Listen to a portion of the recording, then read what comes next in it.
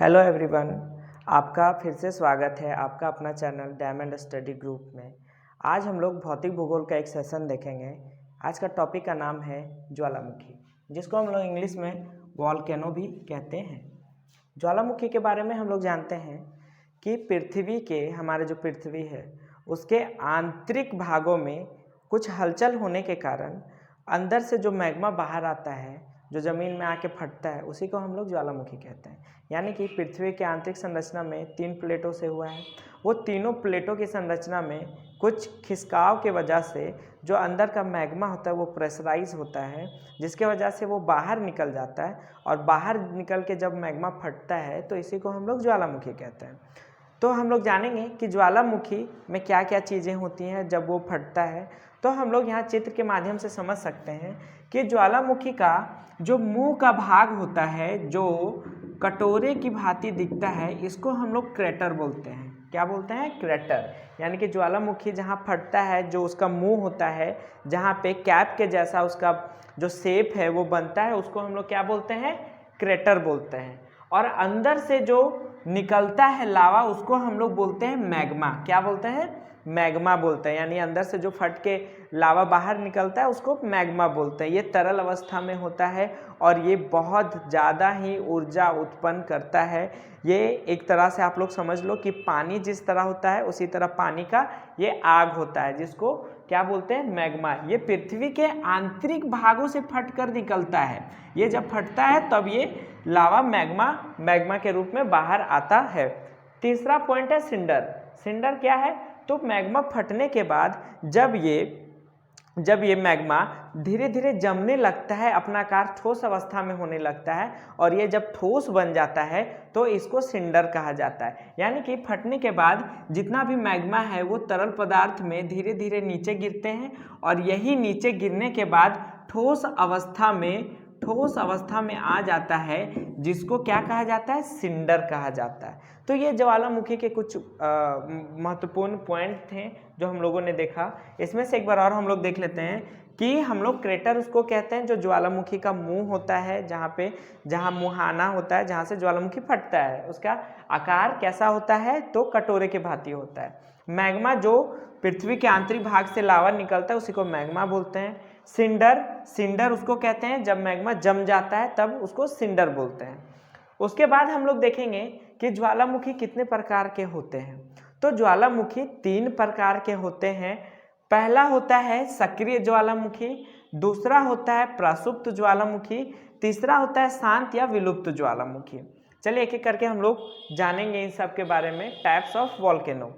सक्रिय ज्वालामुखी हम लोग उसे कहते हैं वैसे ज्वालामुखी जो लगातार फटते ही रहता है, वो ख़त्म नहीं होता है, वो लगातार क्रियाशील करते रहता है, उसको हम लोग क्या बोलते हैं? सक्रिय ज्वालामुखी। इंग्लिश में इसको हम लोग एक्टिव वॉल्केनो बोलते हैं। इंग्लिश में हम लोग इसको एक्टिव वॉल्केनो बोलते हैं। यानी वैसा ज्वालामुखी जो हमेशा फटता ही रहता है, ये समाप्त नहीं होता है। और ये हमारे विश्व में कहाँ उपस्थित है? तो किलामू नामक स्थान, अमेरिका में ये एक्टिव ज्वालामुखी अभी उपस्थित है। यानी हमारे पृथ्वी में जो किलामू नामक स्थान है, वहाँ के अमेरिका देश में जो किलामू स्थान है, वहीं पे ये एक्टिव ज्वालामुखी अभी सक्रिय है, वर्तमान में अभी यहीं पे सक्रिय है। दूसरा है प्रसुप्त ज्वालामुखी, जिसको हम लोग इंग्लिश में डॉर्मेंट वॉल्केनो बोलते हैं। प्रसुप्त ज्वालामुखी उसे कहते हैं जो वर्तमान में पास्ट में कभी फटा हो और भविष्य में उसकी फटने की चांसेस हो। यानी कि ऐसे ज्वालामुखी जो फट के वर्तमान अवस्था में शांत है, लेकिन ये भविष्य में कभी भी फट सकता है, इसकी आशा होती है। इसी को हम लोग बोलते हैं प्रसुप्त ज्वालामुखी या तो फिर डॉर्मेंट वॉल्केनो बोलते हैं। ये जो वॉल्केनो है, ये या तो कई सालों पीछे ये फट चुका है और ये कभी भी फटेगा इसका कोई अंदाजा नहीं है, और भविष्य में ये कभी भी फट सकता है। तो इसी को हम लोग बोलते हैं प्रसुप्त ज्वालामुखी, जिसको इंग्लिश में डॉर्मेंट ज्वालामुखी कहते हैं। ये हमारे विश्व में बहुत से स्थानों में है, लेकिन अभी जो वर्तमान मैंने लिया है उसके बारे में देख लो कि विसुवियस नामक स्थान में ये अभी प्रसुप्त ज्वालामुखी उपस्थित है और ये इटली में है। इटली के प्रसुप्त विसुवियस नामक स्थान में प्रसुप्त ज्वालामुखी अभी उपस्थित है। एक हमारा लास्ट बचता है ज्वालामुखी, वो है शांत ज्वालामुखी या फिर इसको विलुप्त ज्वालामुखी भी कहते हैं। इंग्लिश में इसको एक्सटिंक्ट बोलते हैं। ये ज्वालामुखी क्या है कि ये ज्वालामुखी कभी फट चुका है और ये शांत हो चुका है। हम लोग बहुत सारे हम लोग पिक्चरों में देखे होंगे कि ज्वालामुखी फटने के बाद वहाँ पे या तो झील बन जाती है या तो वहाँ पे खंडर रेगिस्तान या फिर गुफा जैसा बन जाता है। तो उसी को हम लोग कहते हैं शांत ज्वालामुखी, यानी वैसा ज्वालामुखी जो एक बार फट चुका हो और वो कभी नहीं भविष्य में फटेगा। उसमें जितना भी मैग्मा थे, जितने भी उसका तरल पदार्थ थे, वो सारे समाप्त हो चुके हैं, वो फटने के बाद खत्म हो जाता है। तो इसी को हम लोग कहते हैं शांत ज्वालामुखी या फिर विलुप्त ज्वालामुखी। ये अभी है कहाँ पे, तो हम लोग देख लेते हैं। एकांक गुहा नामक स्थान जो एंडीज पर्वत में उपस्थित है, यहीं पे ये शांत ज्वालामुखी है। दूसरा एक स्थान है जिसका नाम है देवबंद। देवबंद ईरान में उपस्थित है, यहाँ पे भी शांत ज्वालामुखी पाई जाती है। हम लोग अपना भारत में भी देख लेते हैं। हमारे भारत में भी दो ज्वालामुखी उपस्थित हैं। पहला ज्वालामुखी जो दो ज्वालामुखी है वो अंडमान निकोबार में है। भारत का जो दक्षिणी क्षेत्र का निचले भाग है अंडमान निकोबार, वहाँ पे ये उपस्थित है। ज्वालामुखी दो है। पहला स्थान है नारकोडम नामक स्थान में, जहाँ पे प्रसुप्त ज्वालामुखी है।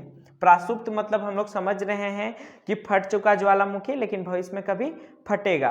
तो ये हमारे भारत में नारकोडम नामक स्थान में ये प्रसुप्त ज्वालामुखी है और ये नारकोडम कहाँ है, तो अंडमान निकोबार में। दूसरा ज्वालामुखी है जिसको बेरन बोलते हैं, ये सक्रिय ज्वालामुखी है, यानी कि एक्टिव ज्वालामुखी जो अभी वर्तमान में क्रियाशील है। ये हमारे भारत के अंडमान निकोबार द्वीप समूह में उपस्थित है। तो भारत में दो ज्वालामुखी है, एक नारकोडम दूसरा बेरन। नारकोडम जो ज्वालामुखी है वो प्रसुप्त है और बेरन ज्वालामुखी सक्रिय ज्वालामुखी है। कुछ और पॉइंट्स हैं जो हम लोग देख लेंगे कि ऑस्ट्रेलिया एक ऐसा महाद्वीप है, हम लोग जानते हैं कि 7 महाद्वीप उपस्थित है हमारे पृथ्वी में, जिसमें से ऑस्ट्रेलिया एक ऐसा महाद्वीप है जहां पर एक भी ज्वालामुखी नहीं है। यानी ऑस्ट्रेलिया महाद्वीप में एक भी ज्वालामुखी नहीं है।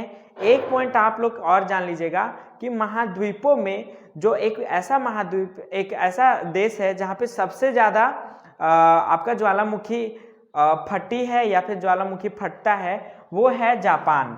जापान एक ऐसा देश है जहाँ पे सबसे ज़्यादा मात्रा में उपस्थित ज्वालामुखी है। तो ये पॉइंट भी आप लोग ध्यान में रखिएगा कि जापान में सबसे ज़्यादा ज्वालामुखी फटता है और उपस्थित है, यानी एक्टिव ज्वालामुखी भी सबसे ज़्यादा यहीं पे है। तो ये कुछ इम्पॉर्टेंट पॉइंट थे ज्वालामुखी के बारे में जो हम लोगों ने एक शॉर्ट तरीके से हम लोगों ने देखा, और आगे भी हम लोग आके ज्योग्राफी भौतिक भूगोल से कुछ अलग अलग चीज़ें भी नेक्स्ट वीडियो में आएगी। तो आज हम लोग इतना ही तक रहने देते हैं ज्वालामुखी का सेशन। वीडियो अच्छा लगा हो तो लाइक शेयर कमेंट और सब्सक्राइब ज़रूर कीजिएगा। धन्यवाद।